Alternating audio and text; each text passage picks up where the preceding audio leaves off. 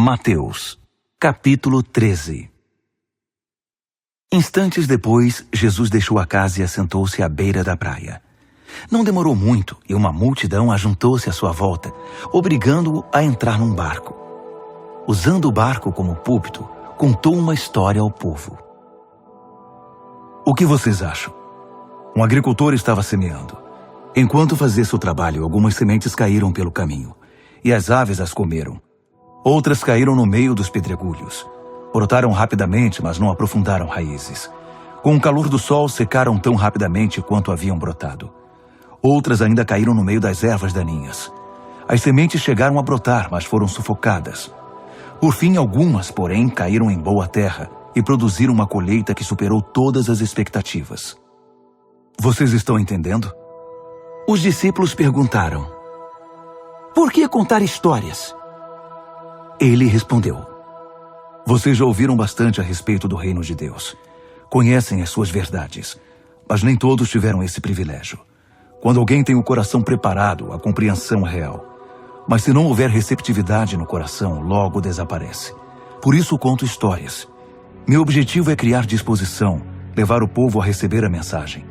Nas condições em que se encontram, eles ficarão ouvindo até o dia do juízo e não entenderão nada. Vão ficar irritados por ouvir tanto e não entender coisa alguma. Que não se repita a previsão de Isaías. Seus ouvidos estão abertos, mas não entendem uma palavra. Seus olhos estão abertos, mas não veem nada. Esse povo é cabeça dura. Eles tapam os ouvidos com os dedos para não ter de escutar. Eles fecham os olhos para não serem obrigados a ver. E assim evitam ficar comigo face a face e me deixar curá-los. Vocês, no entanto, têm olhos abençoados por Deus. Olhos que veem. E ouvidos abençoados por Deus, ouvidos que ouvem. Muita gente, profetas e crentes humildes, daria qualquer coisa para ver o que vocês estão vendo e ouvir o que vocês estão ouvindo, mas nunca tiveram chance. Reflitam sobre a história do agricultor e as sementes. Quando alguém ouve as novas do reino e não se apropria delas, elas permanecem na superfície. Então vem um maligno e as arranca do coração do ouvinte. Essa é a semente que o agricultor espalhou pela estrada. A semente lançada nos pedregulhos corresponde àquele que ouve e instantaneamente recebe a mensagem com grande entusiasmo. Mas a palavra não cria raízes. Assim, diante de alguma dificuldade ou quando passa a emoção, a mensagem é esquecida e não sobra nada.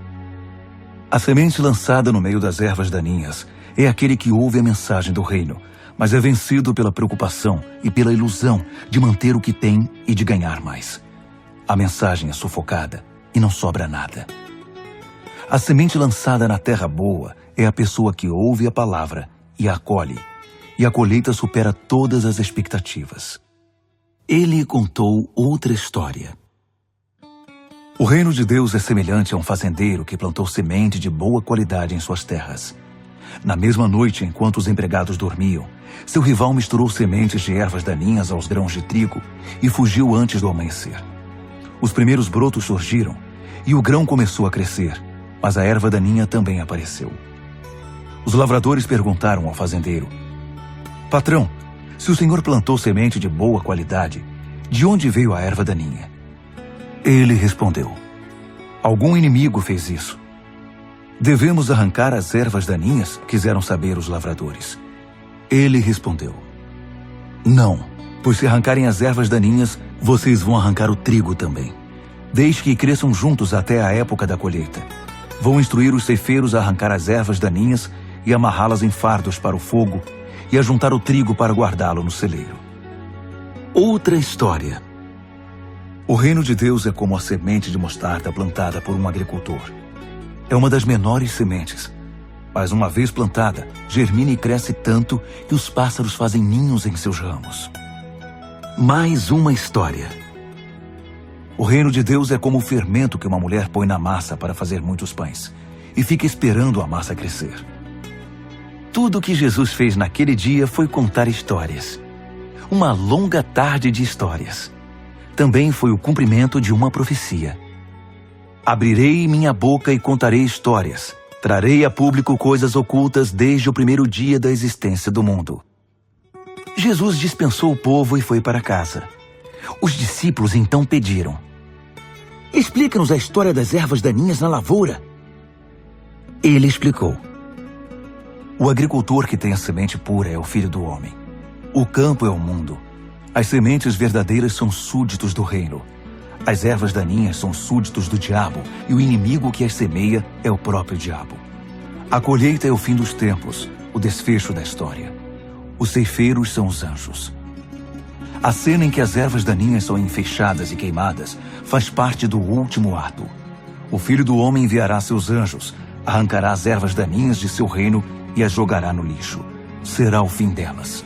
Ainda tentarão reclamar com o céu, mas ninguém as escutará. Ao mesmo tempo, as vidas prontas, santas e maduras, irão adornar o reino do Pai. Vocês estão entendendo? O reino de Deus é como um tesouro escondido num campo por muitos anos, até ser acidentalmente encontrado por uma pessoa. Ela fica eufórica com a descoberta e vende tudo o que possui a fim de reunir a quantia necessária para comprar aquele campo. O reino de Deus também é como um comerciante de joias que busca as melhores pérolas. Um dia encontra a pérola perfeita e imediatamente vende tudo o que possui para comprá-la. O reino de Deus também é como uma rede de pesca lançada ao mar que apanha toda espécie de peixes. Quando está cheia, é puxada até a praia. Os peixes bons são recolhidos e guardados no tonel. Os que não estão bons são jogados fora. Assim será feito no desfecho da história. Os anjos virão, separarão os peixes ruins e os jogarão fora. Haverá muita reclamação e desespero, mas isso não vai fazer nenhuma diferença. Jesus perguntou: vocês estão entendendo? Eles responderam: sim. Ele acrescentou: então vocês já devem ter notado que o aluno bem instruído no reino de Deus é como o proprietário de uma loja que tira da prateleira o que necessita, novo ou usado, no momento em que precisa. Jesus terminou de contar essas histórias e partiu dali. Voltou para sua cidade e começou a ensinar na sinagoga. Os ouvintes ficaram impressionados. Ele é muito bom, comentavam. De onde vem tanta sabedoria, tanta capacidade? Perguntavam-se. Não demorou, porém, e já estavam falando mal dele. Ora, nós o conhecemos desde menino, é o filho do carpinteiro. Conhecemos sua mãe Maria e seus irmãos Tiago, José, Simão e Judas. Suas irmãs também vivem aqui. Quem ele pensa que é? E o desprezavam. Jesus observou: um profeta só não é importante em sua terra e em sua família, nas ruas em que brincou quando criança. Por causa da indiferença e da hostilidade deles, não fez muitos milagres ali.